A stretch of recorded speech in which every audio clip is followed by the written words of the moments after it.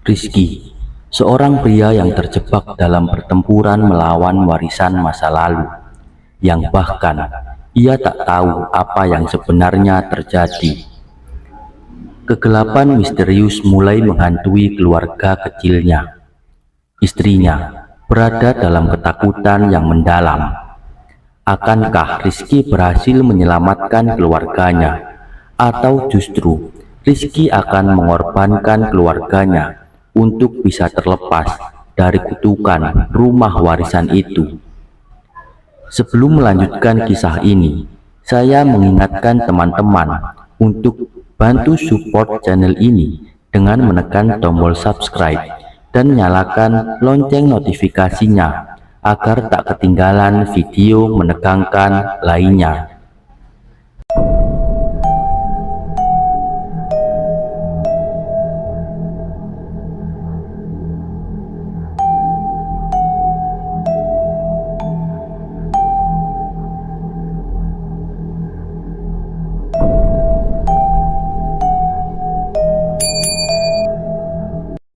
Arga tidak pernah membayangkan dirinya kembali ke kampung halaman.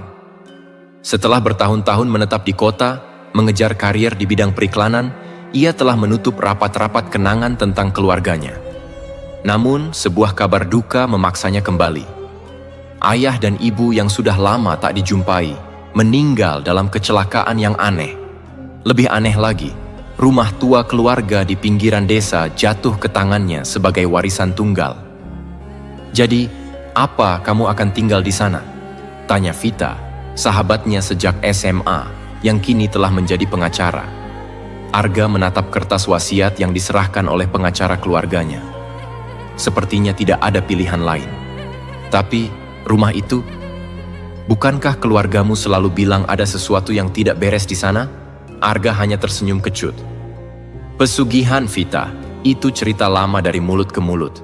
Lagi pula, aku tidak percaya hal-hal semacam itu. Vita menggeleng. Tetap hati-hati, desa itu punya sejarah panjang dan kelam. Kamu tahu itu? Dengan berat hati, Arga pun memutuskan untuk kembali ke rumah masa kecilnya, tempat ia dulu sering mendengar cerita-cerita mistis tentang kekayaan keluarganya yang dianggap berasal dari pesugihan. Hari pertama di rumah tua itu membuat Arga merinding. Tidak ada yang berubah sejak ia meninggalkannya bertahun-tahun lalu. Perabot kayu yang berderit, dinding dengan lukisan-lukisan tua, dan jendela-jendela besar yang tampak seperti mata yang mengawasi setiap gerakannya.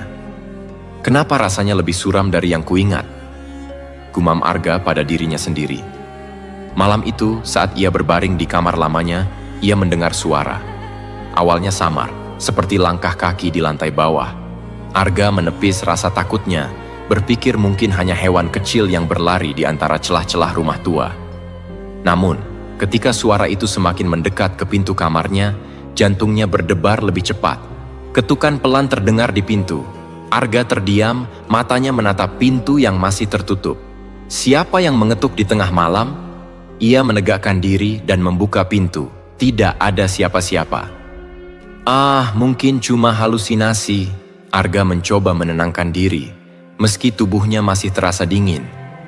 Namun, sejak malam itu, hal-hal aneh mulai terjadi. Pintu-pintu yang tertutup dengan sendirinya, suara langkah kaki di malam hari, dan bayangan hitam yang kadang melintas di ujung matanya. Arga mulai merasa rumah itu hidup, seolah-olah ada sesuatu yang mengamatinya dari setiap sudut. Suatu hari, saat membersihkan lemari tua di ruang tamu, Arga menemukan sebuah kotak kayu kecil yang terkunci. Rasa penasaran membawanya ke toko barang antik di kota untuk membuka kotak itu. Di dalamnya, ia menemukan seikat surat-surat tua, semua ditulis dengan tangan oleh kakeknya. Isi surat-surat itu mengungkap sesuatu yang mengerikan. Keluarganya, khususnya sang kakek, pernah membuat perjanjian dengan makhluk gaib untuk mendapatkan kekayaan melalui pesugihan. Sebagai imbalannya, setiap generasi harus memberikan pengorbanan. Kematian orang tuanya bukanlah kecelakaan. Mereka adalah bagian dari perjanjian itu. Darah keturunanmu akan menjadi penghubung dengan dunia kami. Bunyi salah satu surat yang membuat Arga merinding.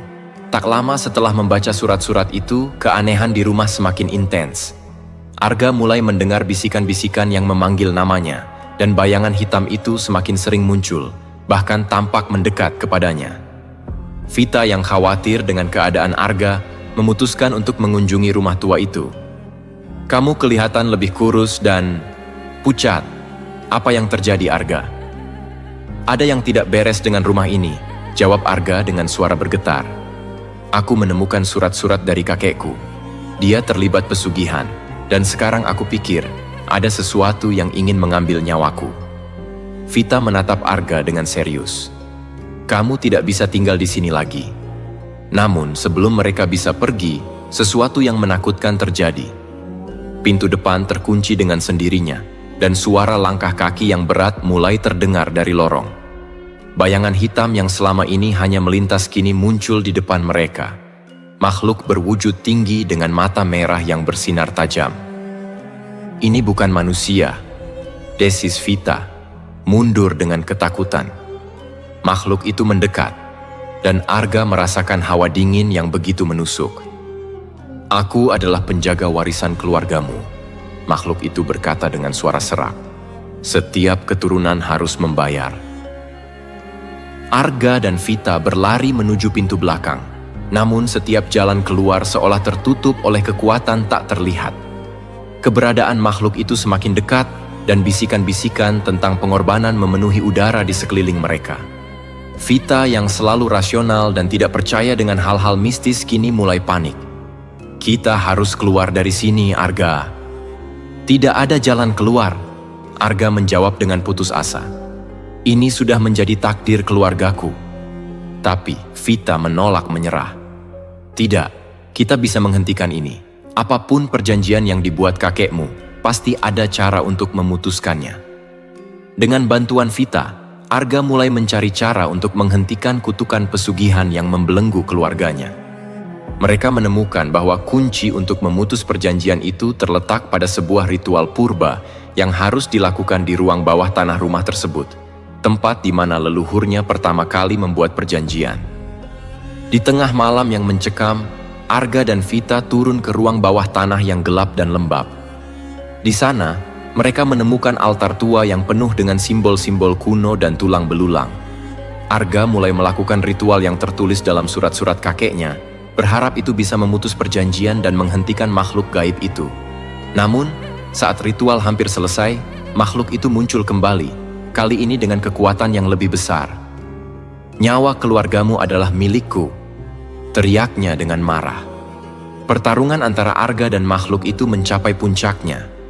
Di saat yang paling kritis, Arga dihadapkan pada pilihan sulit, mengorbankan dirinya untuk menyelamatkan keturunannya di masa depan, atau terus hidup dan membiarkan kutukan itu berlanjut. Di saat-saat terakhir, Arga menyadari bahwa satu-satunya cara untuk benar-benar menghentikan kutukan adalah dengan mengakhiri garis keturunannya sendiri. Dengan hati yang berat, ia mengambil keputusan yang tragis. "Aku memilih untuk mengakhiri semuanya di sini," kata Arga sambil menatap Vita. "Keluargaku tidak akan menjadi budak makhluk ini lagi." Dengan pengorbanan itu, makhluk gaib itu akhirnya lenyap, dan rumah tua yang selama ini menjadi tempat kengerian perlahan-lahan runtuh di depan mata mereka. Vita yang selamat dari kejadian itu kembali ke kota dengan perasaan campur aduk. Namun, satu hal yang pasti, ia tidak akan pernah melupakan rumah tua itu, dan Arga yang memilih jalan pengorbanan untuk memutus kutukan keluarganya. Namun, beberapa tahun kemudian, seorang keluarga baru membeli tanah tempat rumah itu dulu berdiri. Mereka menggali fondasi baru untuk membangun rumah baru. Di sana, mereka menemukan sesuatu yang mengejutkan. Sebuah kotak kayu kecil dengan surat-surat di dalamnya. Semuanya bertuliskan nama Arga. 5 tahun setelah kejadian yang merenggut nyawa Arga, tanah di mana rumah tua itu dulu berdiri kembali ramai. Keluarga baru, sepasang suami istri muda bernama Rizky dan Shirley, memutuskan untuk membangun rumah impian mereka di atas tanah tersebut. Mereka tidak tahu tentang sejarah kelam rumah tua itu, atau tentang pesugihan yang menjerat para pewarisnya. Saat fondasi rumah baru mereka digali, para pekerja menemukan kotak kayu kecil berisi surat-surat tua yang terlihat lusuh. Awalnya, Rizky tidak terlalu memedulikannya. "Mungkin ini peninggalan pemilik lama. Apa perlu kita buka?" "Buka saja. Siapa tahu isinya menarik," jawab Shirley sambil tersenyum, tak menyangka bahwa keputusan mereka akan memulai kembali mimpi buruk yang pernah dialami Arga. Ketika mereka membaca surat-surat itu, nama Arga terus-menerus muncul di antara tulisan yang kabur dan terkesan usang. Surat-surat tersebut berisi tentang perjanjian gelap keluarganya dengan makhluk gaib untuk mendapatkan kekayaan melalui pesugihan. Awalnya Rizky dan Shirley hanya menganggapnya cerita masa lalu yang tidak relevan. Namun sesuatu yang aneh mulai terjadi sejak surat-surat itu ditemukan. Beberapa minggu setelah rumah mereka selesai dibangun, hal-hal aneh mulai terjadi. Pada malam pertama mereka tinggal di rumah baru, Shirley merasa ada yang mengawasi dari luar jendela. Namun ketika ia memeriksa, tidak ada apa-apa selain pekarangan yang gelap. "Apa kamu merasa ada sesuatu di luar?" tanya Shirley kepada Rizky suatu malam. "Ah, mungkin cuma perasaanmu saja. Rumah baru, suasana baru. Kita hanya perlu membiasakan diri," jawab Rizky, berusaha menenangkan istrinya meski dalam hati ia juga merasa tidak nyaman. Namun, kegelisahan Shirley semakin menjadi ketika setiap malam ia mendengar langkah kaki di lantai atas, padahal tidak ada orang di sana. Bahkan, kadang terdengar suara pintu berderit terbuka dan tertutup sendiri. Rizky awalnya menganggap itu hanya suara angin, tetapi semakin lama semakin jelas ada sesuatu yang salah. Suatu malam saat Rizky sedang bekerja lembur di ruang kerja, Shirley berteriak dari kamar tidur. "Rizky, ada yang di sini!" Rizky segera berlari menuju kamar. Di sana, ia menemukan Shirley duduk gemetar di sudut ruangan, menatap ke arah cermin besar di sudut kamar. "Aku melihat seseorang di cermin itu. Wajahnya hitam dan matanya merah. Itu bukan bayanganku." Shirley terisak, ketakutan. Rizky mulai khawatir. Ia tidak bisa lagi menyangkal bahwa ada sesuatu yang aneh di rumah baru mereka. Setelah menenangkan Shirley, ia mencoba mencari tahu lebih lanjut tentang surat-surat yang mereka temukan. Dalam salah satu surat yang belum mereka baca, ia menemukan pesan yang lebih jelas. "Siapapun yang tinggal di tanah ini akan terikat pada perjanjian yang pernah dibuat oleh keluarga kami. Bayangan hitam itu adalah penjaga pesugihan, dan dia akan selalu kembali untuk menagih apa yang dijanjikan. Tidak ada jalan keluar kecuali pengorbanan darah keturunan terakhir." Rizky merasa mual membaca surat itu. Dia mulai menghubungkan berbagai kejadian aneh yang dialami mereka dengan peringatan dalam surat itu. "Pesugihan? Ini gila," gumamnya. Namun, peringatan dalam surat itu menjadi semakin nyata. Pada malam-malam berikutnya, makhluk berwujud bayangan hitam dengan mata merah mulai muncul lebih sering.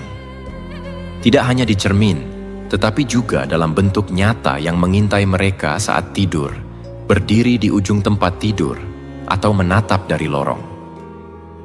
Ketakutan mereka semakin menjadi, hingga akhirnya Rizky memutuskan untuk menghubungi seorang paranormal terkenal di desa. Pak Sumitro, seorang pria tua yang sudah lama dikenal memiliki kemampuan supranatural, setuju untuk datang dan memeriksa rumah mereka. "Saya sudah mendengar tentang tempat ini sejak lama," kata Pak Sumitro saat tiba di rumah Rizky dan Shirley. "Keluarga yang dulu tinggal di sini terlibat dalam perjanjian gelap yang sangat kuat. Energi di tempat ini sangat berat." Saat Pak Sumitro mulai melakukan ritual di rumah, bayangan hitam itu muncul lagi. Kali ini lebih besar dan lebih menakutkan daripada sebelumnya. Suasana di dalam rumah tiba-tiba menjadi sangat dingin, dan suara langkah kaki bergema di seluruh ruangan. Pak Sumitro berusaha keras untuk mengusir entitas itu, tetapi makhluk itu tidak menyerah begitu saja. "Aku tidak bisa memutus perjanjian ini tanpa mengetahui pengorbanan apa yang telah dilakukan oleh keluargamu di masa lalu," kata Pak Sumitro dengan wajah serius. "Makhluk ini kuat. Ia diikat oleh darah dan janji." Setelah menyelidiki lebih dalam, mereka menemukan bahwa leluhur Arga dulu pernah membuat perjanjian dengan makhluk tersebut untuk mendapatkan kekayaan yang besar. Namun, sebagai imbalannya, setiap keturunan harus memberikan pengorbanan darah, baik itu dari dirinya sendiri atau keluarganya. "Kita tidak punya banyak waktu," kata Pak Sumitro dengan nada mendesak. "Satu-satunya cara untuk menghentikan ini adalah dengan melakukan ritual pemutusan di tempat di mana perjanjian pertama kali dibuat, di bawah tanah rumah ini." Rizky dan Shirley, meskipun takut, setuju untuk melakukan ritual itu. Dengan bantuan Pak Sumitro, mereka masuk ke ruang bawah tanah yang gelap dan menakutkan. Di sana, mereka menemukan altar tua yang sama dengan yang pernah digunakan oleh keluarga Arga bertahun-tahun lalu.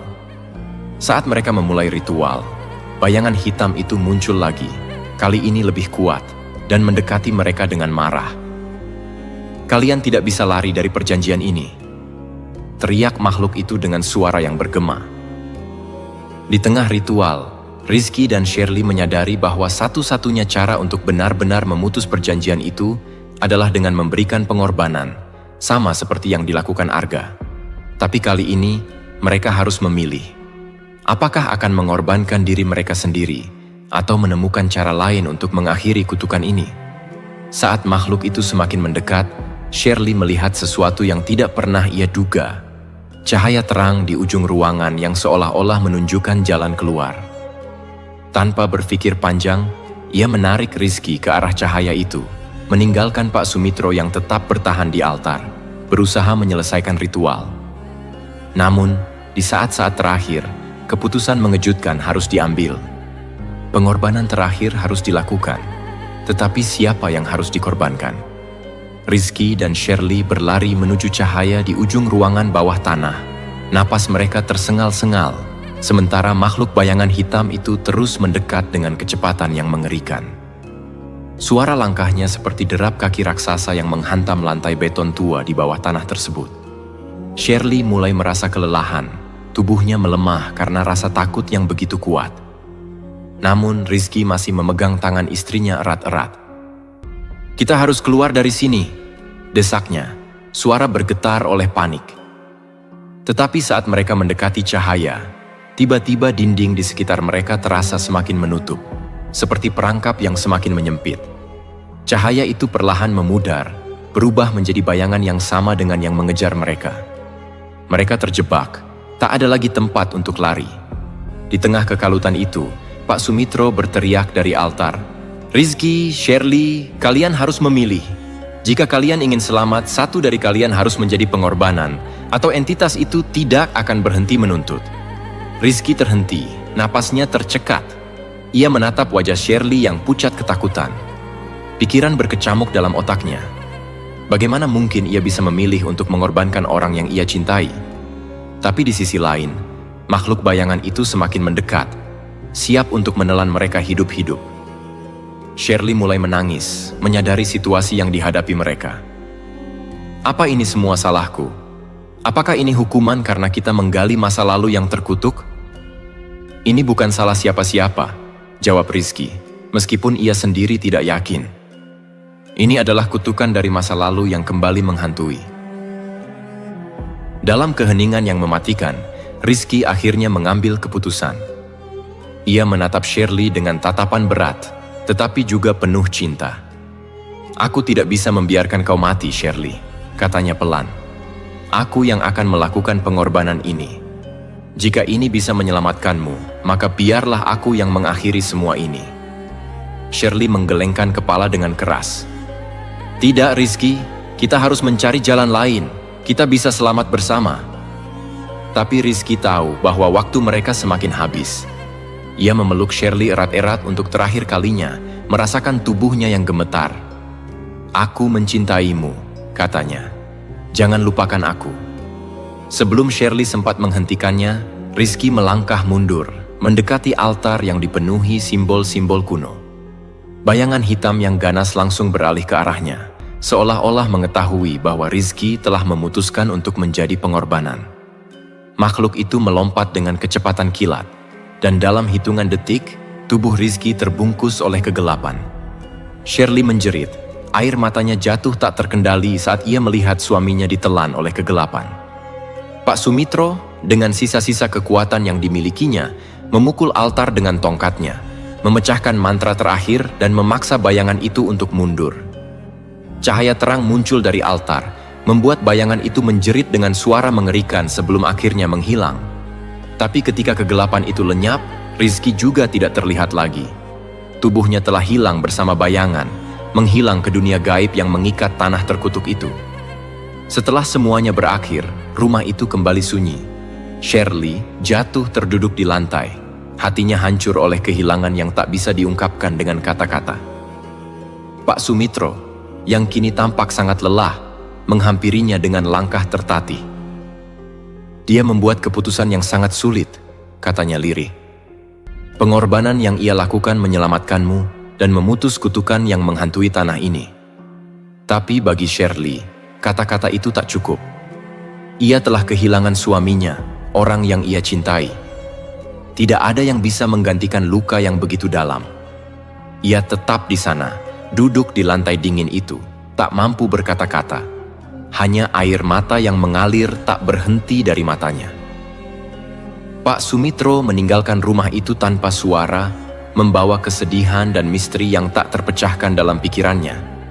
Ia tahu bahwa meskipun kutukan itu telah diputus, trauma yang ditinggalkan oleh perjanjian pesugihan tersebut akan terus menghantui mereka yang mengetahuinya.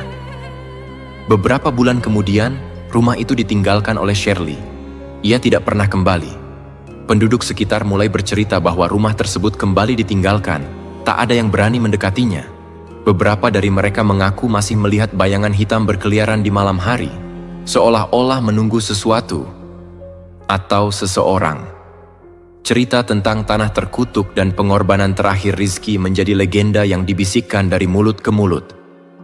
Tidak ada yang tahu pasti apa yang sebenarnya terjadi di dalam rumah itu, tetapi satu hal yang pasti, kutukan pesugihan telah mengorbankan satu jiwa lagi. Namun, bagi Shirley, bayangan itu tetap hidup dalam ingatannya. Suaminya mungkin telah menyelamatkan nyawanya, tetapi bayangan cinta dan pengorbanan terakhirnya tidak pernah benar-benar hilang. Setiap kali ia menutup mata di malam hari, ia masih bisa merasakan kehadiran Rizky, mengawasinya dari dunia yang tak terlihat, menjaga dirinya seperti yang selalu ia lakukan, meski kini dari kejauhan yang abadi.